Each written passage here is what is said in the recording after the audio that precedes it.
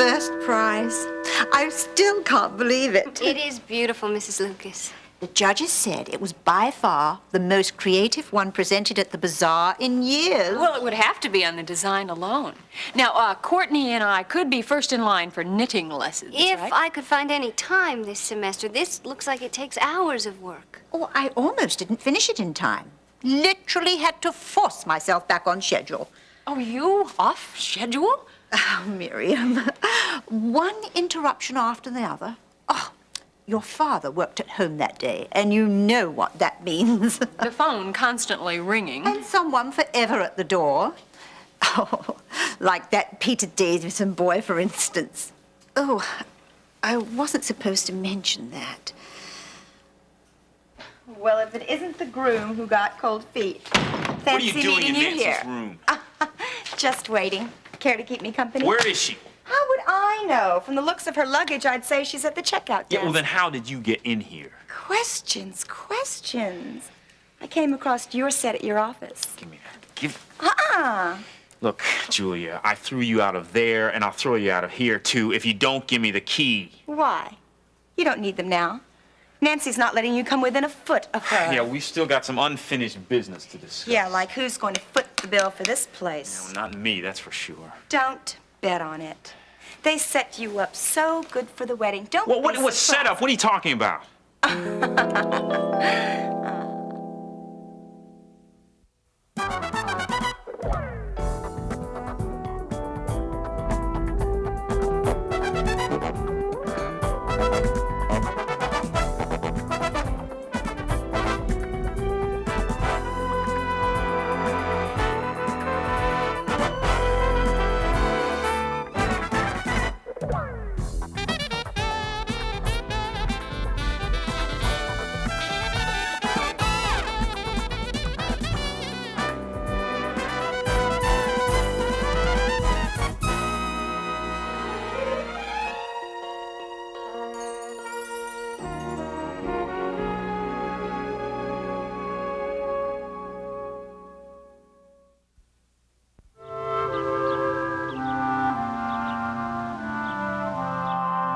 Mention what, Mrs. Lucas? That Uncle Charles told Peter I'd gone to visit my mother?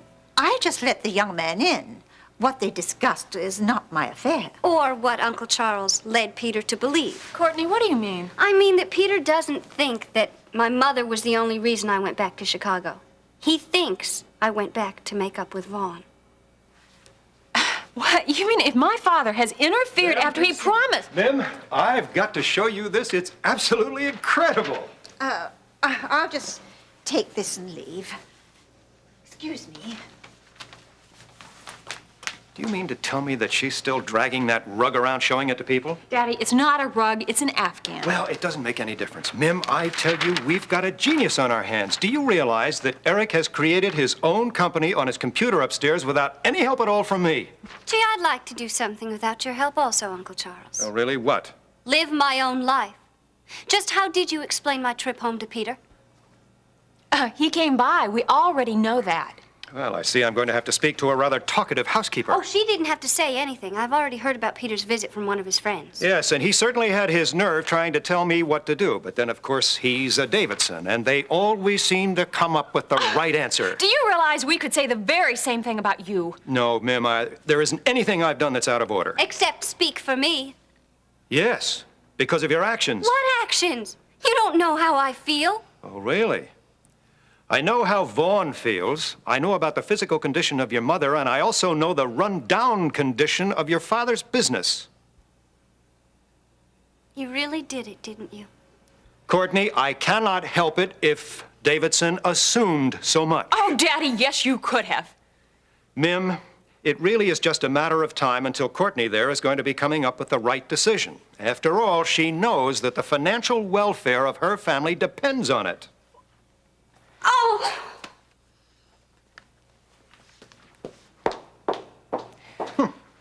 Well, she must get her temper from her mother's side of the family. Baby, did you say you want to help Daddy find the Knave of Hearts, sugar? The who? The Knave of Hearts. Claudia Schmidt said she saw the Knave of Hearts leaving Amber's apartment that night. Well, that shouldn't be too difficult. Just look for all the tarts. Huh. You're a big help, lady. Well, you know where the knave went, didn't you, Scotty? Don't you know where that knave went? What is? The Queen of Hearts. She made some tarts, all on a summer's day. And the knave of heart, he stole those tarts and took them clean away. Do you know where that chubby old knave went, Scotty? Oh, yeah? You think so? Okay, I'll tell him. Scotty said he went back to Mother Goose. What a goose. Yeah. Oh, yes, that's where the chubby old knave went. Once he ate all the tarts and got his tummy full big as a butterball. Big. Mm-hmm. The Knave of Hearts who ate all the tarts. Yeah. Well, he sure couldn't fit through the keyhole. Wait a minute. What? Chubby. I should have asked her how big he was. That's it, Carla. Why? I think I know who the knave is. Oh, we actually have one now? Yes. A certain campaign manager who could sure fit the description. Sebastian Knight. Nobody double crosses me. Oh, you double-crossed yourself. You and your own greediness, wanting every dime of that settlement for yourself. Look who's talking. I mean, you had Nancy's money spent before I could even get my hands on I it. kept my end of the deal. You had to run off to Mexico and divorce me. Yeah, and that's why you played along, isn't it? Because you just can't get over the fact that you don't have a monopoly on me. I loved you. You used me, and I really loved you, and that's what really hurts. You used me. Well, as they say, Julie, there's no honor among thieves. So true, which is why I left the den. Just tell me, Dan, why did you come back here anyway? To leave Nancy your bill? Well, maybe I'm still in love with her, Julie. Well, in case you've forgotten, you've lost her too. Oh, you'd like to think that, wouldn't you? I know it. She wasn't in on this big joke. But do you know how you looked in her eyes, Dan? Like a speck. One she rubbed right out, just like I did. Yeah, well, maybe I'll just find that out for myself, if she really has or not. Yeah, well, love. Do it without me around. I've already seen you squirm.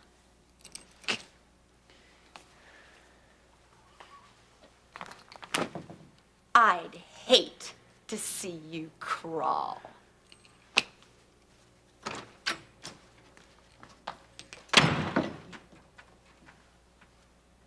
Well, here we go again, Father. You are playing the sculptor with someone else's life, only this time with Courtney's. Mim, I am responsible for Courtney as long as she's here in Kingsley. After all, it was Preston who asked me to... Yes, but he did not ask you to make the decisions for her. She's completely capable of that on her own. I couldn't agree with you more. That's why I've stepped aside in this matter. Oh, really? You've stepped aside? Purposely leading Peter to believe that she and Vaughn are back together. You call that stepping aside? Mim, must we really worry this subject to death? Now, I really want to show you how cleverly Eric has worked out this imaginary company Daddy, of his. this is not the time to be going But into... Mim, he's programmed it down so well, he actually projects a profit for the But first don't year. you hear what I'm saying? To leave Courtney alone. Oh, beg your pardon, Mr. Carpenter. Yes, what is it? Lancelot is here. He said you're expecting him. Oh, yes, come in. Listen, if it's not a good time, I can come back. Oh, no. Hello again, Miriam. Well, apparently I picked the wrong time. I'll come back. No, wait. I'll leave because obviously you have business to discuss with my father. No, Mim, I don't want you to. As a matter of fact, I want you to find out just exactly the kind of work we do at the museum. I think you'd be interested in it, so you can stay if Jeremy doesn't mind. No, not at all. As a matter of fact, we have a new item I think you'd be very interested in. So please, stay. All right, I'll stay. Well, excuse me again. I'll get the coffee.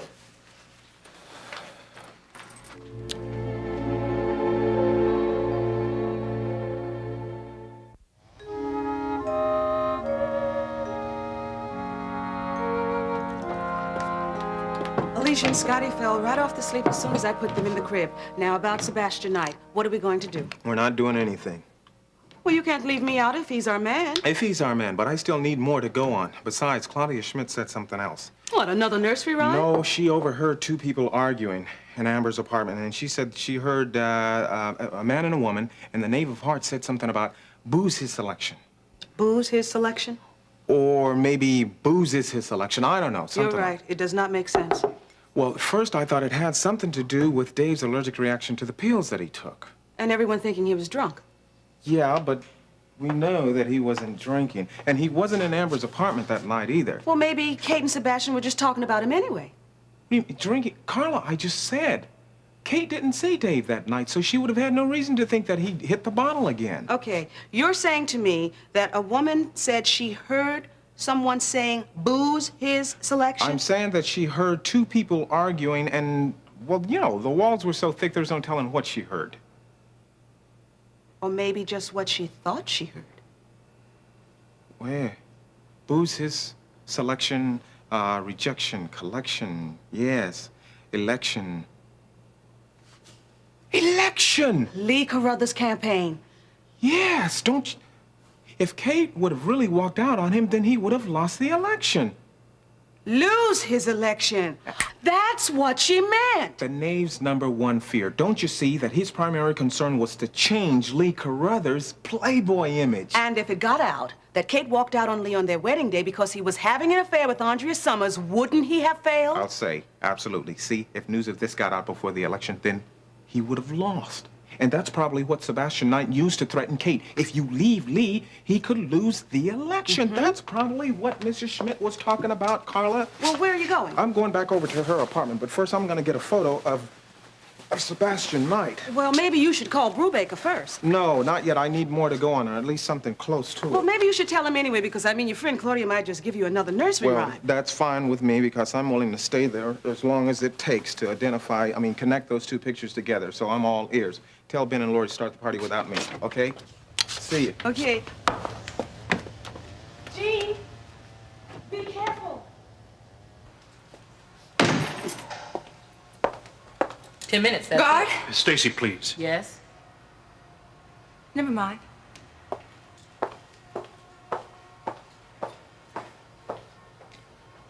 All the way over, I kept wondering what I'd say to you. I couldn't come up with anything.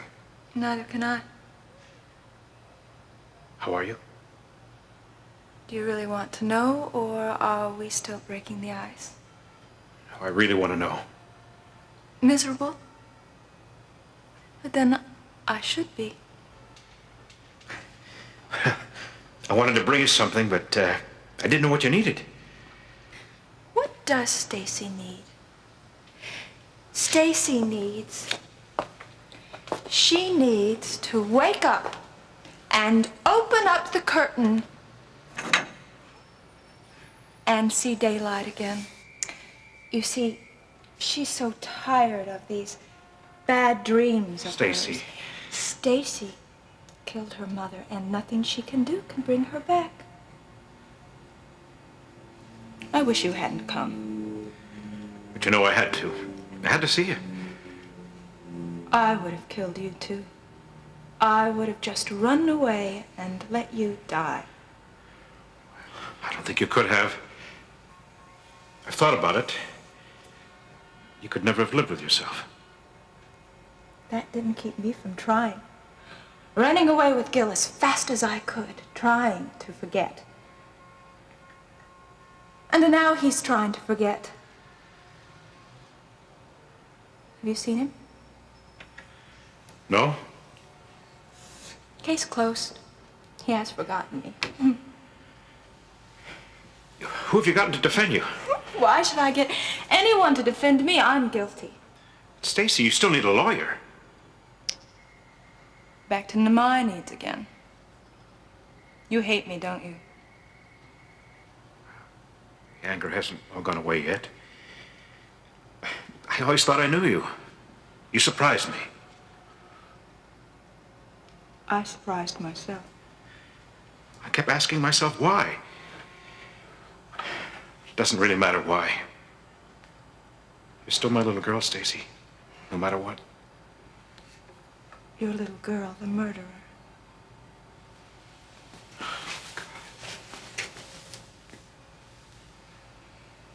It's our first donation to the auction.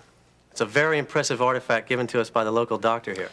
Well, you've certainly been mysterious about it. Wouldn't even tell me what it was over the phone. Well, that's because I had to do some more research on it. Oh. But I think we've been given the genuine one.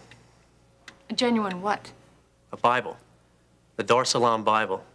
Have you ever heard of it? No, I haven't. Neither have I, but I'm surprised you haven't. After all, that subject is, shall we say, related to something that's very close to you.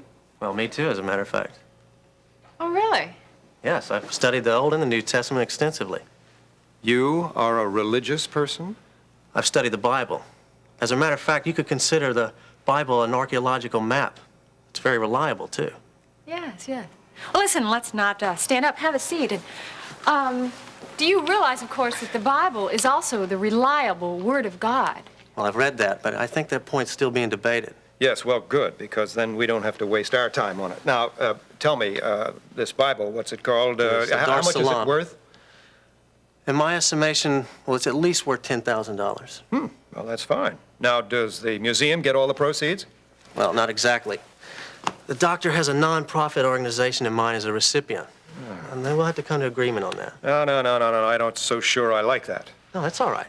Because I'm sure the publicity from this one item is going to cause a lot of people to want to donate to us. But isn't anyone interested in where the Bible will end up, only in how much it's worth? Is that all that counts? Mim, who cares who gets it? After all, it's for a good cause. No, I think your daughter's right here. We should concern ourselves with the buyer. What in heaven's name for? Because this Bible has a most unusual history to it. It's a very spellbinding history. What are you getting at? Well, I'd rather not go into detail. You mean there is some kind of superstition about it? Well, hardly, Daddy, if it concerns a Bible. God is not a superstition. Oh, Mim, what do you care for? I mean, after all, this is a book you've never even seen. All right, maybe I should just leave the two of you to discuss this after all. Well, okay? I'd much rather you stayed. Well, we'd certainly understand if you didn't. I thought you wanted your daughter to join us. Never mind, I'll leave. Only, I would like to see that Bible when you get it. Well, I'll see to it that you do. I apologize for my daughter, Jeremy. I thought she'd be a little more stable than she is. Well, I found her to be a lovely woman. Yes, well, when are you going to be able to get your hands on this Bible? I don't know. I think that you and I should both make arrangements to see the doctor. I think your brother would want both of us to. Mm-hmm.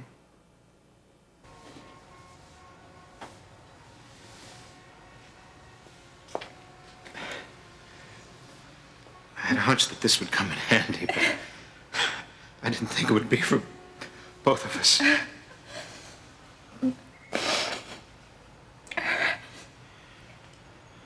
Well, thank you. Thank you. For what?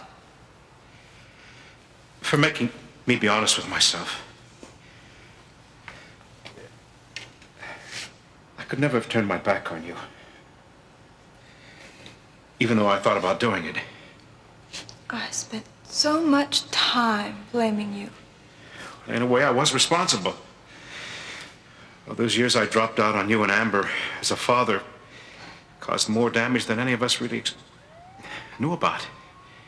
I meant that I blamed you for being innocent. Does that make any sense? No, not really. I guess what I'm trying to say is, you had your chance at happiness. And by being innocent, you were denying me of mine. So, I became your sacrifice. An unwilling sacrifice on my part at first, but yes. I should have seen what was going on inside of you.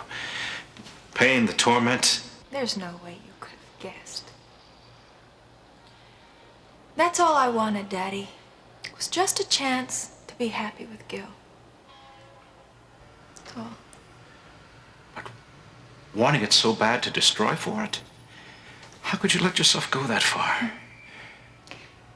That night when I walked into Amber's apartment and I saw that gun sitting there, all I could think about was how I wanted Amber out of the way so that I could be with Gil. Except that Mother got in the way instead. I loved her, Daddy. I know you did.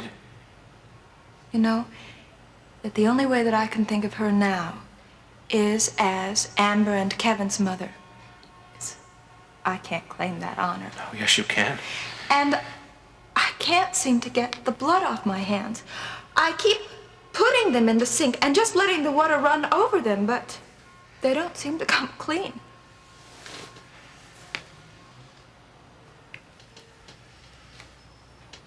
I love you, Stacy. Believe that? You do.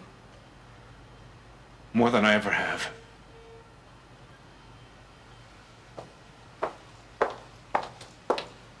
Time's up.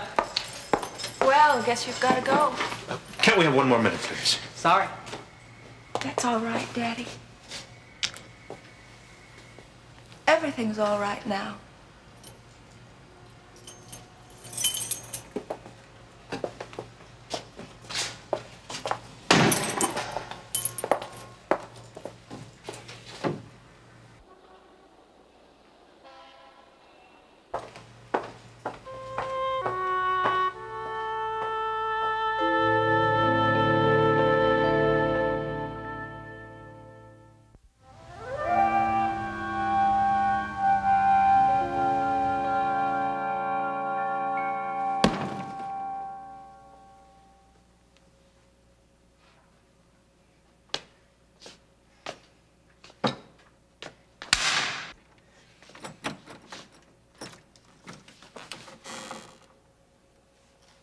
Get out.